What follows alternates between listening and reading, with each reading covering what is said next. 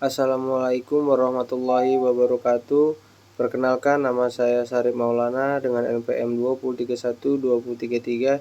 Di sini saya akan menjelaskan materi tentang pemrosesan bahasa alami pada bab pertama, yaitu tentang Natural Language Processing atau NLP. Adalah cabang dari kecerdasan buatan yang berkaitan dengan interaksi antara komputer dan bahasa manusia. NLP memungkinkan komputer untuk memahami bahasa manusia. NLP memungkinkan komputer untuk memahami, menginterpretasi, dan menghasilkan bahasa manusia dengan cara yang bermakna. Berikut adalah beberapa topik utama yang terkait dengan NLP, yaitu dekonisasi. Dekonisasi adalah proses membagi teks menjadi unit-unit lebih kecil yang disebut token. Token dapat berupa kata, frasa, atau karakter, tergantung pada tingkat kompleksitas dekonisasi yang diterapkan. Yang kedua, analisis morfologi, melibatkan analisis struktur untuk bentuk kata untuk memahami makna kasar. Misalnya, mengidentifikasi akar kata, afiks, dan bentuk morfologis lainnya. 3. Penandaan pose atau penandaan bagian of speech, mengidentifikasi jenis kata dalam suatu teks seperti kata benda, kata kerja, atau kata sifat, mempengaruhi pemahaman struktur kalimat dan arti dari suatu teks.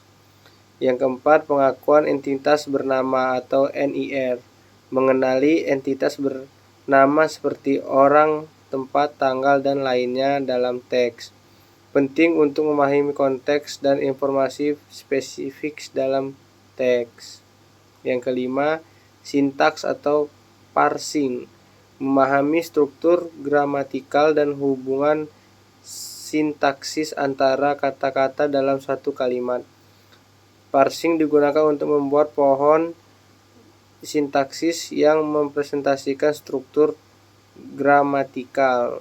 Yang keenam, sentimen analisis, menentukan sentimen atau perasaan yang terkandung dalam suatu teks, apakah positif, negatif, atau netral.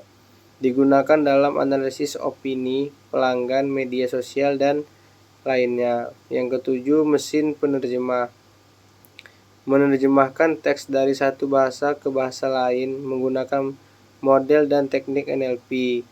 Penerjemahan mesin seperti Google Translate adalah contoh implementasi dari aplikasi ini. Yang ke-8, pengenalan suara, mengubah upaya manusia menjadi teks, penting dalam mengembangkan asisten virtual, perangkat lunak, pengenal suara, dan sistem lainnya yang memerlukan input suara.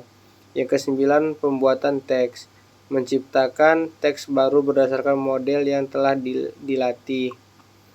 Model berbasis NLP seperti GPT dapat digunakan untuk menghasilkan teks masuk akal dan kreatif. Yang ke-10, menjawab pertanyaan, membangun sistem yang mampu menjawab pertanyaan berdasarkan pemahaman terhadap suatu teks, digunakan dalam mesin pencari dan asisten virtual. Yang 11, BERT, salah satu arsitektur transformer yang populer untuk tugas NLP, menggunakan pemahaman kontekstual dari kata-kata di sekitarnya untuk meningkatkan kinerja tugas NLP.